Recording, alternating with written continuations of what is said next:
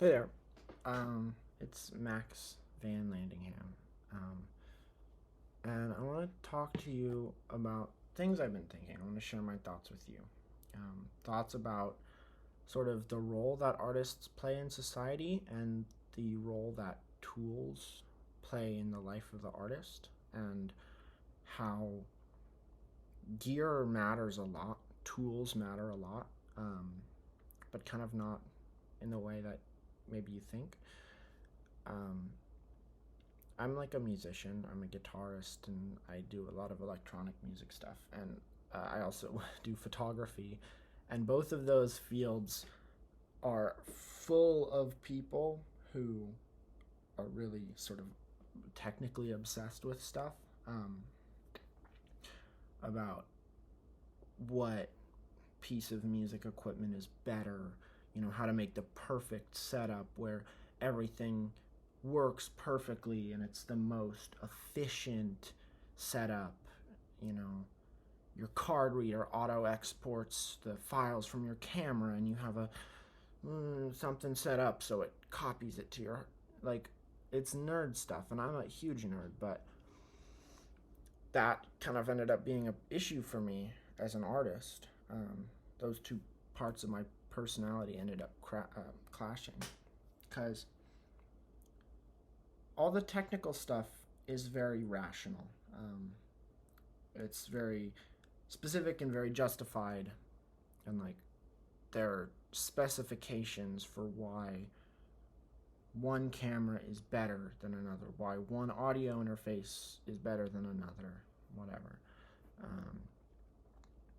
And I was thinking about that a lot, and I was sort of realizing that art is very irrational, and that's what makes it beautiful, and that's sort of why art is special, um, and why art is very different from science, and math and logic. And you can use science and math and logic in art; those things can come together, but um, there's no formula for a great poem or a great photo or a great book or song.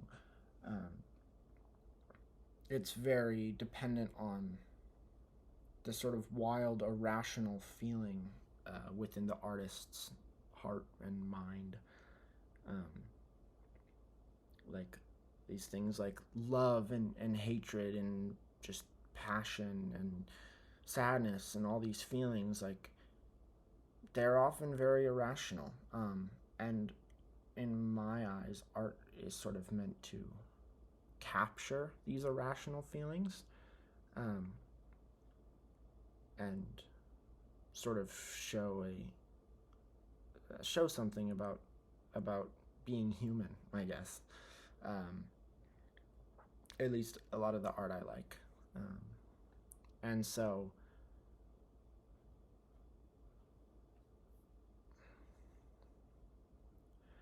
I think to look at the tools being used for art so technically is kind of ridiculous, um, because the process is so irrational. The process of making art is so irrational.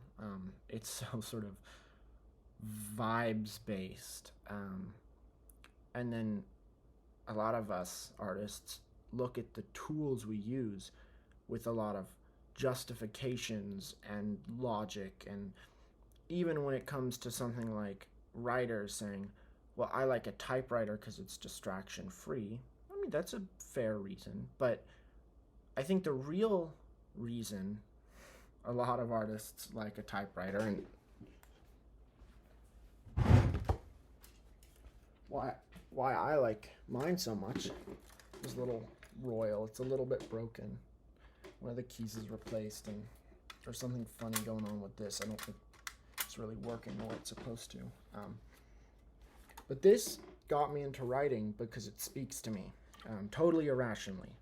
I like the feeling of sitting with my typewriter at my dining table,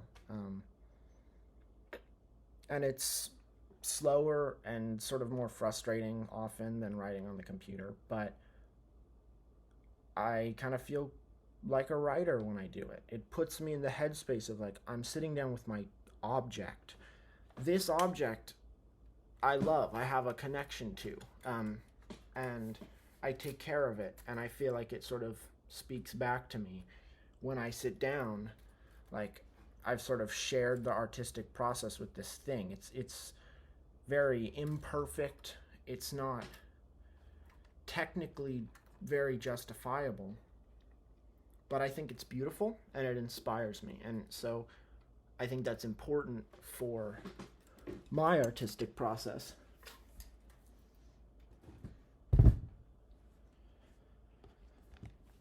And same with, like, let's look at a camera. This is one of my favorite cameras. It's a JVC hard disk camcorder, so it has a little spinning drive in here, and it's a GZ MG155U. I like it a lot, actually. It's a good camera. The audio quality is kind of bad. I think it's only 480p. It's probably 10 to 15 years old. I don't really know, but it's from like the early-ish 2000s. But I love it, and this too speaks to me. Like, the feeling of holding this and looking through it and the way the footage looks, I like. And so that's my point, is that the tools you use for art, you don't need to be rational about them. You can be really irrational about them. And if something speaks to you, if holding something and looking at it and playing with it triggers some neural pathways that spark that artistic thing in your heart, then that is the tool for you. However, a lot of people fetishize gear and say, well, this thing is like, it was used by the legends, the music example, right? The SP303 or 202 sampler or whichever was used by Jay Dilla, man. And I need one too, because it's gonna be great. It was used by Dilla, or it was used by Madlib, or whatever, right?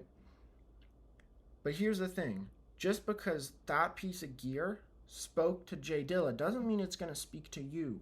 You have to find the thing that speaks to you. And maybe it didn't even speak to him. Maybe it was just the one that he had laying around when he said, I want to make this beat. So don't think that because this thing was good for other people, it's going to be good for you. If it's a legendary old piece of gear that's supposedly great and inspiring and interesting, it was like that to some people who talked about it. And then a lot of people who wanted to be like those people, and so fetishized this piece of gear and tricked themselves into thinking that it would be as inspiring to them as it was to those great artists. Don't do that. Play around. Look for new things. Look for interesting things. This I didn't get because, it's a digital camera. I Googled, what's a good digital camera? I saw it and I said, I'd kind of like a camcorder. Maybe this will be fun. I have better cameras. But this one sort of is artistically gratifying. I shoot film, right? I'll show you two of my favorite cameras. Two very different cameras. This isn't a Leica. This is a Minolta Himatic AF2. I bought it on 2023, December 22nd. I'm going to cover up my phone number on the back, but you can see I have a little sticker. Call me if found. Love, Max Van Landingham. It's not a great camera, but I like to carry it around, and I can kind of beat the crap out of it. And it's got a little funky flash that pops up, and it beeps when you point it at things. Maybe it's out of battery. And then also, like this I got for $5 at Goodwill. I also have this, which is made by Minolta, but actually says Leica on it. This is the Minolta Leica, Lights Minolta CL. It's the most beautiful camera ever made. I love this thing. This also speaks to me, but completely differently. Um, this makes me really thoughtfully walk around and think about things and take time to compose these shots. It's very elegant, right? It's this beautiful piece of equipment. And so this has a specific feeling um, associated with it for me. Like, this makes me want to use it in a certain way. It speaks to me, and I speak to it. It says, hey, look at that thing over there. Maybe take a picture of that. And I say, that's a good idea. And I take care of it.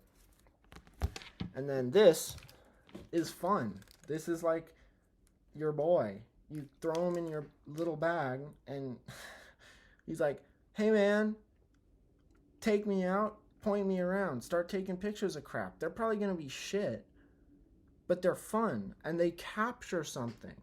They capture a feeling. Both of these cameras capture feelings. They're artistic tools. That's what it's all about. That's my whole point. So, multiple guitars, multiple cameras, typewriters, all this weird crap, samplers, sequencers, pens. Don't get it because you think, well, technically this one is different from this, and I want one that has these specifications and one that has these specifications. That's like the fifth thing you think about, okay? The first thing you think about is this gonna make me feel a certain way? Is this gonna make me make the art that I really want to make? And so, to close it off, I guess I just want to say to the artists, like, don't worry about being too rational. That's what art's about. It's about being irrational. It's about capturing this sort of wonderful individual thing. It's about capturing your experiences and what makes you a person. Because if we were all perfectly rational, right? If we all sort of chose the canon action, the one that's the best response to whatever situation, life would be so boring. You know, movies wouldn't be about anything. It'd be about everything going well and everything being rational, everyone acting rational. And so just, I don't know, screw around. Find what you love. And talk to objects. Talk to the moon. Go do things because they have meaning. You know, believe in things that are irrational. Believe that the full moon is a special night, and on the full moon, if you go outside with your notebook, you're going to write an amazing poem. Make connections that aren't there. Be a little crazy about it. I mean, don't go off the deep end. Don't start believing in totally crazy stuff that messes up your life, unless you really want to. But just yeah, just do it for the art. You're not a scientist. You're not a mathematician. When you're an artist, you're supposed to feel. I don't know, but just keep making art. Don't worry about being perfect. Don't worry about making good art, because even bad art shows humanity. I'd say bad art shows a lot more humanity because it shows sort of this naivete, that these flaws you have. So, yeah.